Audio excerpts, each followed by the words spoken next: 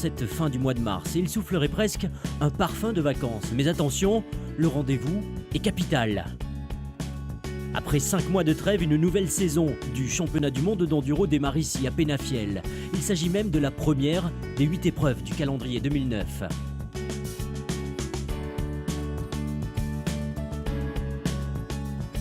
La traditionnelle séance photo officielle du début de saison est l'occasion de constater qu'il y a eu du mouvement pendant l'hiver 2008-2009. Avec la disparition du team UFO Yamaha et l'arrivée en force de BMW, le plateau du WEC a complètement été chamboulé. L'Enduro 1 s'inscrit dans la continuité avec Mika Ola, le champion sortant. Chez les Enduro 2, nous assistons au plus gros transfert de l'histoire de l'Enduro. Champion en titre, Johnny Aubert roule désormais sur une KTM officielle. Il a pris la place laissée par Juha Salminen, le nouveau pilote BMW. En Enduro 3, que du beau monde. Ivan Cervantes est de retour chez les grosses cylindrées et David Knight signe son grand comeback sur le WEC au guidon d'une BMW. Enfin, la catégorie junior est relancée avec 3 nations fortes. L'Italie de Mirko Gritti, la France de Jérémy Joly et l'Espagne d'Oriol Mena. L'autre nouveauté, la voici. L'apparition du prologue, c'est un moment historique pour le WEC.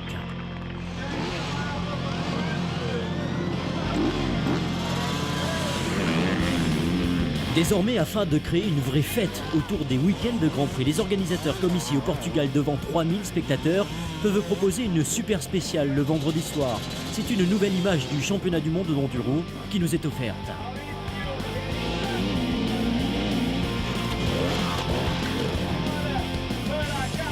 Ça se fait dans d'autres disciplines depuis bien longtemps, comme en cyclisme. Dans les rallyes automobiles, ça marche énormément. Mon but, c'est toujours de populariser, de médiatiser ce sport, d'attirer de plus en plus de spectateurs et ça faisait partie de cette évolution de l'enduro. Une grande première qui, dès son premier essai, a su séduire tous les acteurs du championnat du monde d'enduro. Bien sûr, il y a un petit risque, vous pouvez perdre beaucoup si vous chutez et si vous endommagez votre moto. Mais au final, c'est une partie intéressante de la course, très attractive avec ce type de spécial. Je trouve que c'est une très bonne chose, on voit que le public s'amuse, si les gens aiment, c'est bon pour le show. L'exercice du prologue reste délicat car les temps comptent pour la première journée de compétition. Ici, par exemple, Julien Gauthier va non seulement se faire peur, mais aussi perdre de précieuses secondes. Le prologue offre déjà certains duels d'anthologie, comme cet affrontement entre Juha Salminen et Johnny Aubert, à l'avantage du Français.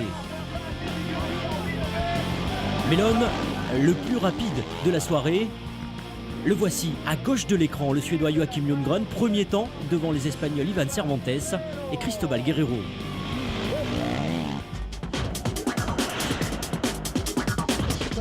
Honneur à la catégorie Enduro 1, celle des 125 cm3 de temps et surtout 254 temps, celle de Mika Ola. En 2008, le Finlandais avait bataillé ferme toute la saison avec Ivan Cervantes. L'Espagnol a changé de catégorie en 2009, mais l'adversité ne manque pas pour autant chez les petites cylindrées. L'autre Finlandais de l'E1 s'appelle Eero Remes. En 2009, il débarque sur le WEC fort d'un statut de nouvel officiel KTM. Le premier jour, il découvre à ses dépens l'extrême test où il perd 3 minutes. Ça va mieux. Le lendemain, il s'offre même Antoine Méo et termine 4e.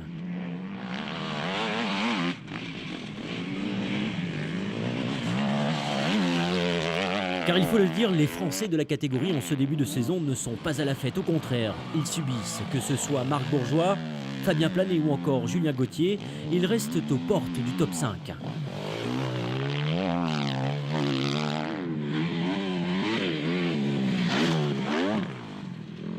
Antoine Méo est le meilleur d'entre eux et pourtant, ses résultats sont encore irréguliers en ce début de saison, mais encourageants avec une 2e place le samedi. Quant à celui que l'on considère comme le leader de l'enduro français, Marc Jarmin, connaît un Grand Prix catastrophique. 4e le samedi, il doit abandonner le dimanche, victime de problèmes d'allumage. En revanche, l'Italie, elle, se porte bien. Thomas Soldrati, alors nouveau champion du monde junior, découvre le 4 temps avec optimisme, 5e puis 3e. Podium également pour le chef de file de l'enduro transalpin, Simone Albergoni, qui comme à chaque saison fait figure d'homme fort dès l'entame du championnat. Au Portugal, en revanche, il n'y a rien à faire face au champion sortant, Mika Ola. Plus d'1 minute d'avance le samedi, 35 secondes le lendemain. Il semblerait simplement qu'il n'y ait pas eu de trêve hivernale pour le Finlandais qui a seulement peaufiné ses réglages de suspension pour aborder cette saison 2009 dans la continuité.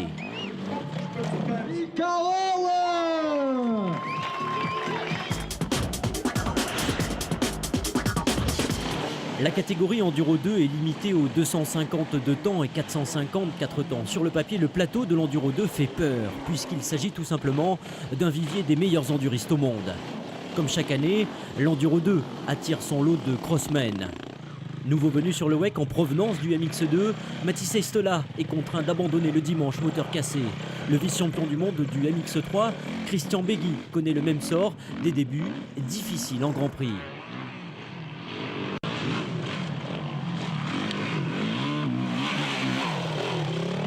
En Enduro 2, Cristobal Guerrero fait lui déjà partie des meubles. Avec la disparition du team UFO, Guerrero a retrouvé une Yamaha au sein du team catalan Cepsa Pons.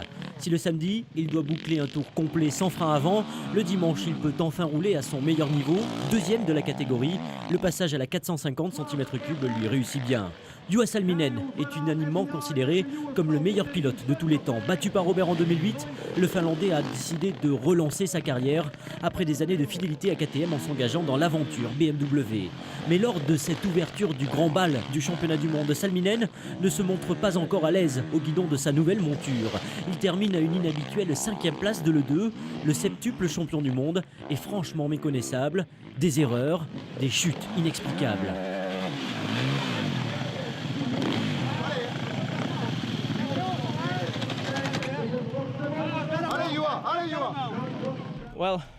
Je ne sais pas ce qui s'est passé, racontez-moi. Toute cette journée est ratée, je ne sais pas quoi dire. Qu'est-ce qui vous manque pour être devant? Je suis vraiment loin. Je ne sais pas ce qui me manque pour me rapprocher. Je ne sais pas. L'entame de saison, en revanche, se fait à l'avantage de plusieurs pilotes, dont Roderick Tin. Sa vitesse, son attaque et son style dans les spéciales rapides restent un modèle d'efficacité. Monté en cylindrée, le Polonais Bartosz Sobluki a opté pour une 250 cm3 de temps et semble renaître. On aurait pu croire Saüs Varna désavantagé sur ce terrain sec et rapide, mais le pilotage de Sobluki fait la différence. Il est 3e.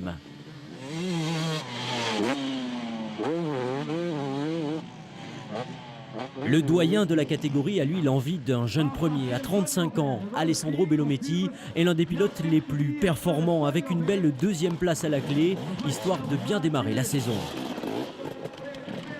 En revanche, il y a un monde entre Johnny Aubert et le reste de la catégorie. 1 minute 24 le samedi, un peu plus le dimanche, où il remporte toutes les spéciales. Les écarts sont phénoménaux. En prenant la place laissée par Juha Salminen chez KTM, le champion du monde d'enduro n'aura pas mis beaucoup de temps à s'adapter à sa nouvelle machine. Son pilotage est un mélange subtil entre technique et agressivité. Il est l'homme le plus rapide du week-end.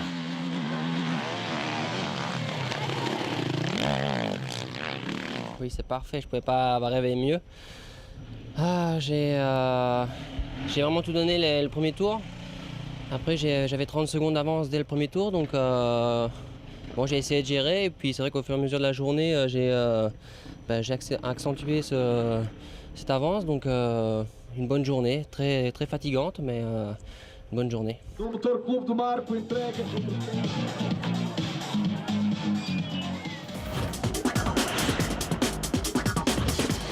Bienvenue chez les mastodontes de l'Enduro 3, les poids lourds de la catégorie des grosses cylindrées. Comme en Enduro 2, les débuts en Grand Prix de la nouvelle écurie BMW sont difficiles. Marco Tarcala enchaîne 8e et 7e place. Quant à David Knight, que beaucoup voyaient déjà comme un favori de l'épreuve, il est 6e le samedi et doit abandonner le dimanche. Il s'est fait peur en chutant. La raison de cette contre-performance, le team BMW n'aurait pas effectué d'essai dans ces conditions de terrain mou et poussiéreux. C'est une entame de saison douloureuse pour les gros bras de l'Enduro 3, car il faut ajouter les abandons de Tom Sagar, Alessandro Botturi ou encore Björn Karlsson, blessés pour une bonne partie de la saison. Le WEC découvre de nouveaux noms dans le top 5, dont l'Italien Fabio Mossini. Ou encore l'Allemand Marcus Kerr, déjà remarqué lors de la saison 2008. On trouve d'ailleurs 4 machines de temps dans le top 5 de la deuxième journée. Sur bien des points, les pilotages de Christophe Nambotin et de Sébastien Guillaume se ressemblent, c'est l'école française.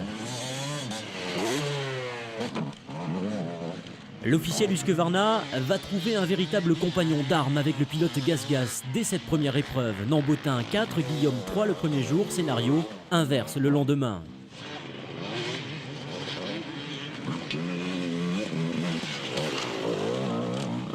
Ce Grand Prix du Portugal est à l'image même de la saison de Samuel Aho avec du très bon comme le samedi où il prend la deuxième place et quelques déchets comme le dimanche où gêné par un pilote retardataire il termine seulement 4e.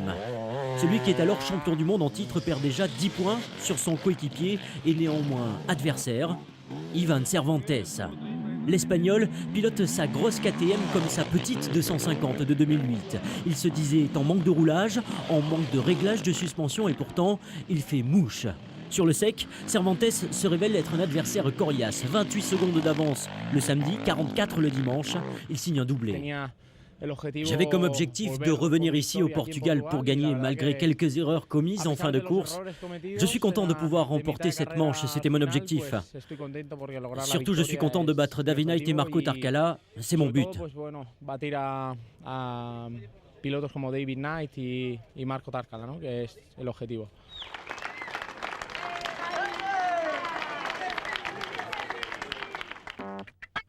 Lors de cette ouverture portugaise, David Knight a la tête des mauvais jours. Cette première manche du WEC avait valeur de test grandeur nature pour lui comme pour le team BMW Motorrad Speedbrain.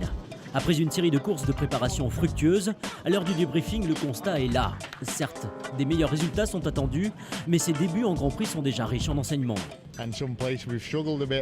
Sur certains terrains, tout va bien, ici on a souffert. Ça ne veut rien dire, la semaine prochaine on sera en Espagne. J'y étais la semaine dernière pour le championnat d'Espagne et j'ai battu Ivan le premier jour. Nous travaillons et nous travaillons bien d'ailleurs et nous expérimentons beaucoup de choses en ce moment. Malheureusement tout ça va prendre du temps, mais d'ici la fin de saison, on devrait trouver le bon compromis. En 2009, BMW a sorti son carnet de chèques en s'offrant Marco Tarcala, Johan Salminen et David Knight à eux trois 109 victoires en Grand Prix. Avec un staff de pointe, jamais auparavant, une écurie d'enduro n'avait rassemblé un casting pareil, la Dream Team du WEC.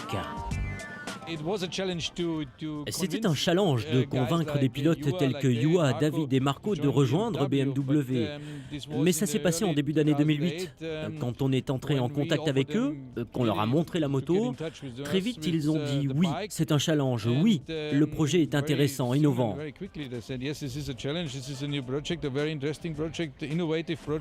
Ils nous ont rejoints et maintenant, place à la course, qu'ils fassent de leur mieux. Pas d'équivoque autour de l'objectif affirmé de BMW. Des victoires en Grand Prix sont attendues. Même le Britannique, en ce début de saison 2009, se montre optimiste. Nous travaillons ensemble pour essayer de trouver les bonnes solutions et on espère donner une fessée aux autres d'ici la fin de l'année.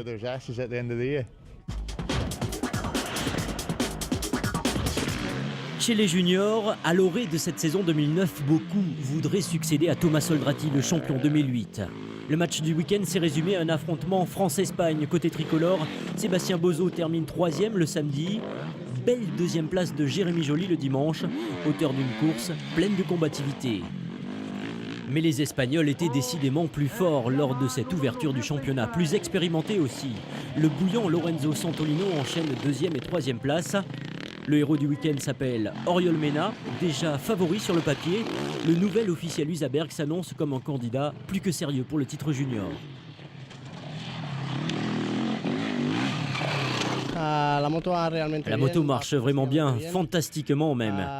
Comme toutes les motos, elle a ses qualités et ses défauts, la perfection n'existe pas, mais là, nous nous en rapprochons. J'espère que ça va continuer comme ça.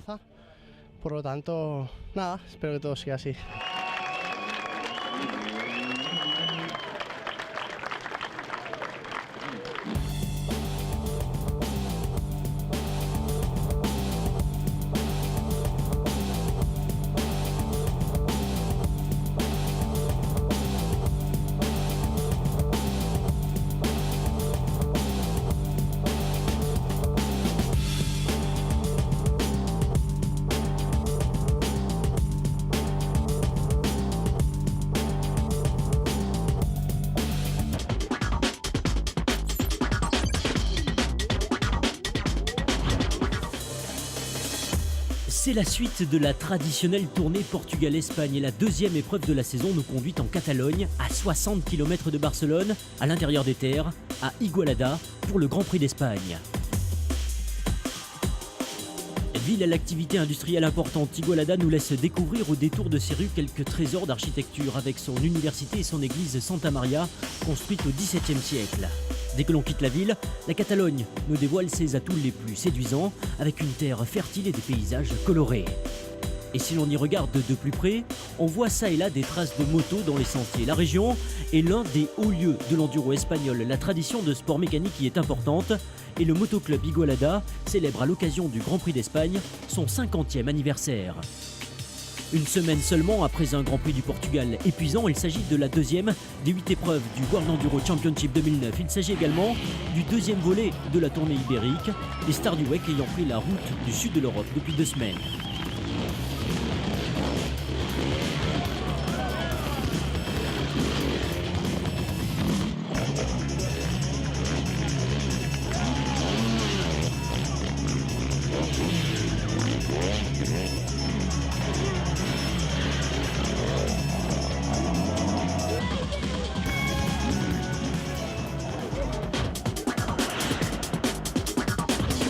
Il s'en passe des choses en enduro 1 lors de cette deuxième épreuve de la saison. Une course à oublier pour les Français Marc Jarmin et ici Jordan Curval.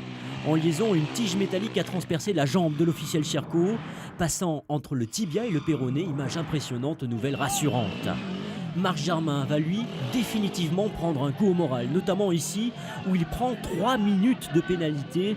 Le jury estime que le Français a coupé la spéciale, une sanction sévère.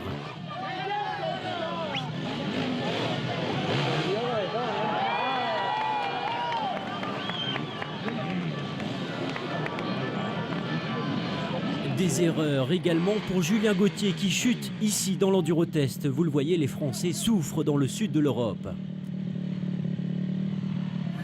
Héro Remes continue son apprentissage du WEC, ce n'est que sa deuxième saison. Le Finlandais n'est à l'aise que dans les cross-tests, sa spécialité ailleurs, il subit. Le Grand Prix d'Espagne, avec ses conditions pluvieuses et son adhérence changeante, restera comme le plus disputé en Enduro 1. Fabien Planet y signe notamment l'une de ses rares et meilleures apparitions en 2009 en prenant la 5e place.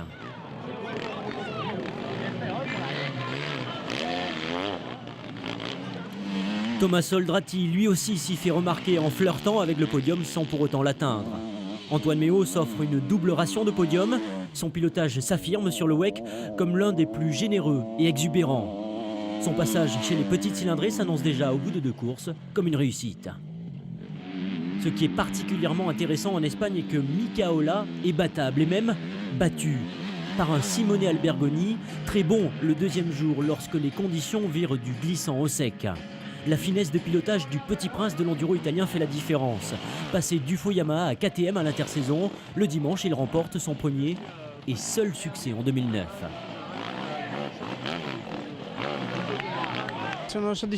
Je suis satisfait, c'est ma première victoire de l'année. C'était une lutte aujourd'hui contre Aola. Je pense que ce sera mon adversaire le plus hostile cette saison. Il a fait 2 chutes qui ont dû lui coûter 15 secondes. Je remercie mon team, c'est ma première victoire chez KTM, c'est pour eux.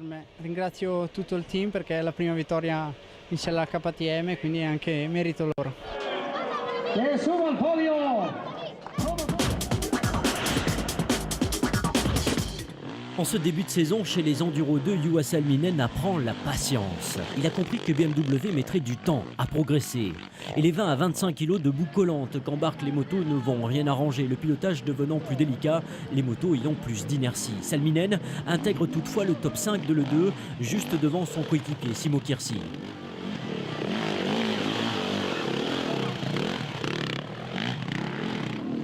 Un an auparavant, lors de la saison 2008, Rodrigue Tin et Alessandro Bellometti n'avaient eu de cesse de se bagarrer par chrono interposé.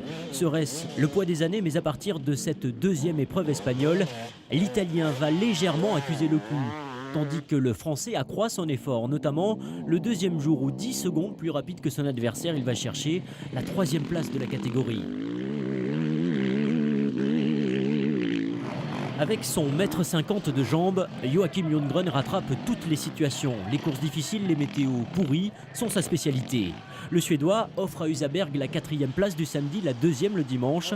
Un net regain de forme pour Lundgren, comme pour le Polonais Bartosz Obłuki. Après une saison 2008, à oublier l'ami Bartosz, roule enfin à son meilleur niveau.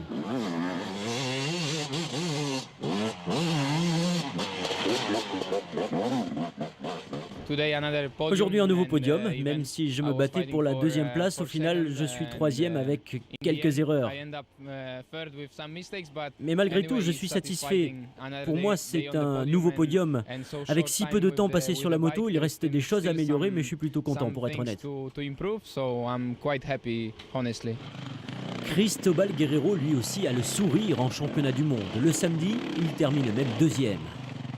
Pourtant, cette génération dorée ne parvient pas encore à rivaliser avec Johnny Aubert, dont les résultats sont presque démoralisants pour ses adversaires en ce début de saison 2009. Pour l'instant privé de rival direct, Aubert a su anticiper l'arrivée de la pluie en attaquant dès les premières spéciales sèches. Le lendemain, avec une adhérence changeante, il creuse un écart record, 2 minutes, et sort de la fameuse tournée ibérique avec 100 points en poche.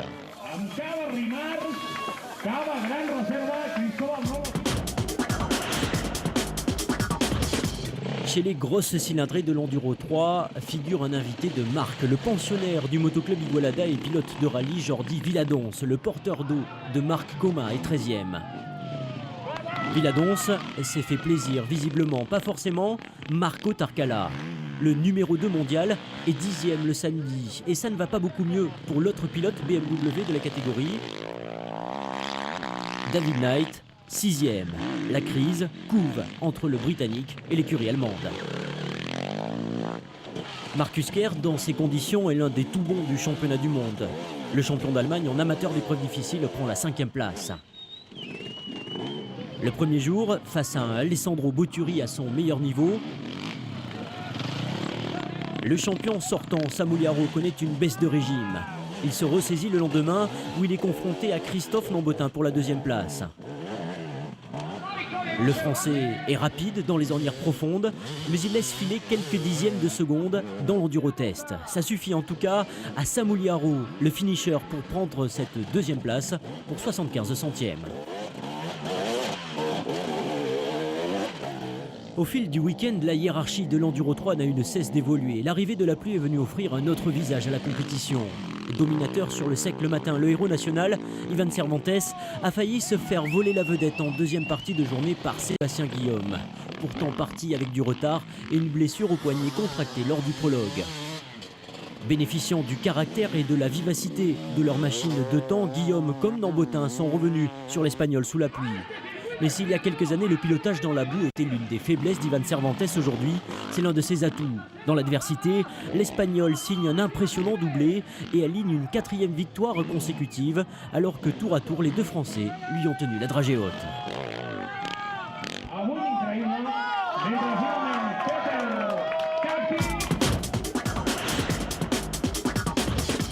Quel que soit le type de terrain, Oriol Mena impressionne en 2009. Il faut dire que l'Espagnol est le pilote le plus expérimenté des juniors, avec certes une blessure qui l'a écarté de l'enduro pendant un an, mais aussi 4 saisons au plus haut niveau mondial. Il s'impose le samedi dans l'adversité et récidive le dimanche avec plus de facilité. Je pense que ce résultat vient du fait que je vais sur les courses depuis des années et que je me suis bien préparé physiquement et psychologiquement, car c'est ce qui compte. Je pense qu'aborder les courses tranquillement est ce qui compte en fin de journée. L'autre homme fort de la catégorie junior est le Français Jérémy Joly, 2e le samedi, mal parti mais auteur d'une belle remontée, 4e le dimanche.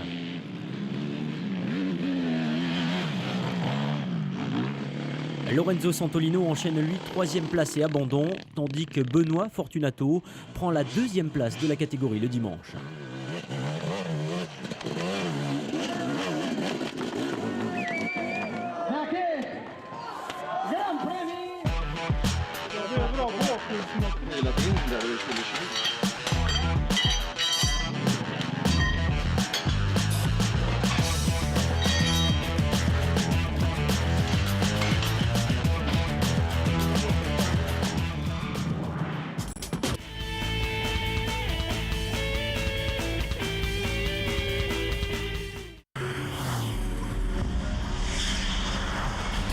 Tout au long de l'année, vous avez pu faire connaissance avec le Roscar, un nom qui regroupe quelques propriétaires passionnés de Porsche 911 pour des rencontres GT haute en couleur.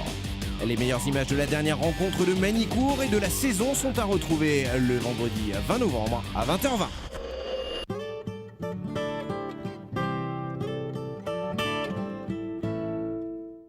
Vous le savez, j'aime le sport auto, les circuits et surtout les belles voitures. Pour piloter, j'ai trouvé la solution. Forza 3 sur Xbox 360. Pour découvrir le garage de mes rêves, rendez-vous sur forza3.fr. Avec le nouveau Toyota Verso, passez de 2 à 7 places en 9 secondes seulement.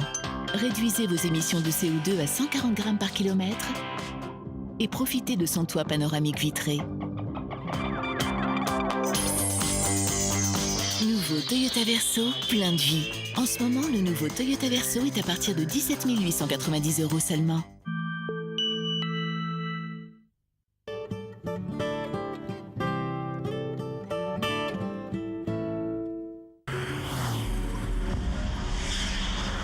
La Super Série FFSA, c'est le meilleur du sport automobile français avec 6 meetings haut de gamme dans l'année.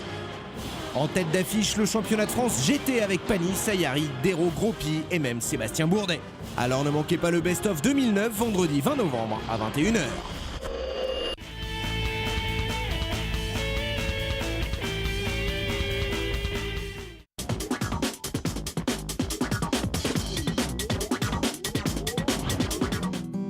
Troisième épreuve de la saison 2009, le championnat du monde d'enduro quitte le continent en direction de la perle de la Méditerranée, la Sardaigne. Ici, dans le sud de la Sardaigne, à Iglesias, la vie semble parfois s'être arrêtée avec la fermeture des dernières mines de zinc et de plomb. Car avec ses 25 000 habitants, Iglesias est bien une ancienne ville minière. Au chapitre des curiosités locales, il y a ses églises et ses temples à l'architecture byzantine et carthaginoise. Il y a aussi ces immenses grottes, comme ici, celle de San Giovanni. Avec son authenticité, le sud de la Sardaigne se démarque du tourisme de masse pratiqué dans le nord de l'île.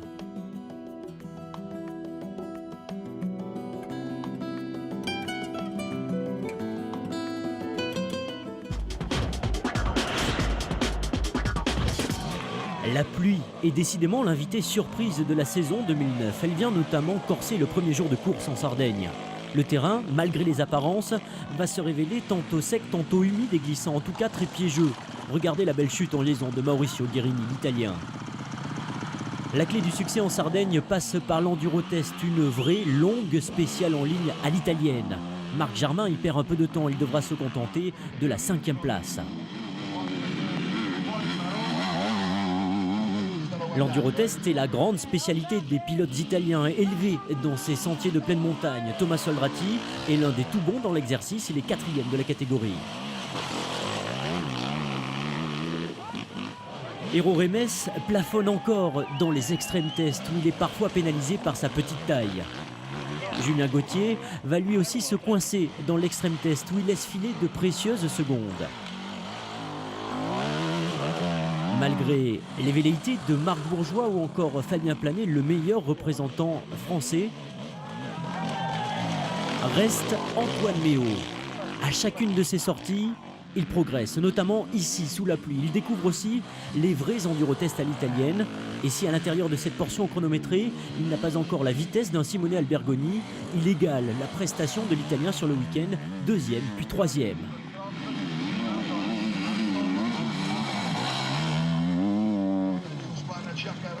Simone Albergoni est devant son public. Il a la volonté de bien faire, mais on sait, le vainqueur du dernier Grand Prix est un pilote sensible à la pression, notamment ici, chez lui. Il enchaîne 3e et 2e place. Pour tous, la clé du succès passe par l'Endurotest, une spéciale longue de 11 minutes, 7 km et demi de sentier où la notion d'enduro prend toute sa valeur. Il faut y rouler vite, mais avec une marge de sécurité, tout en préservant sa moto des chocs contre les pierres. Ce que sait faire parfaitement cet homme, le leader du championnat, Mika Ola, le vainqueur des 2 journées qui écrase cette première partie de championnat.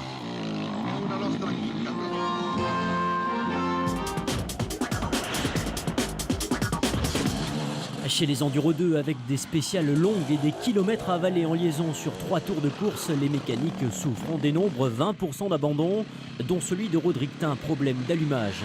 Le Français doit s'arrêter au fond du parcours. Il lui faudra pousser sa moto pendant 3 heures pour regagner le paddock. Les contrôles horaires sont l'occasion pour les pilotes de s'arrêter quelques minutes pour prendre soin d'eux et de leur moto en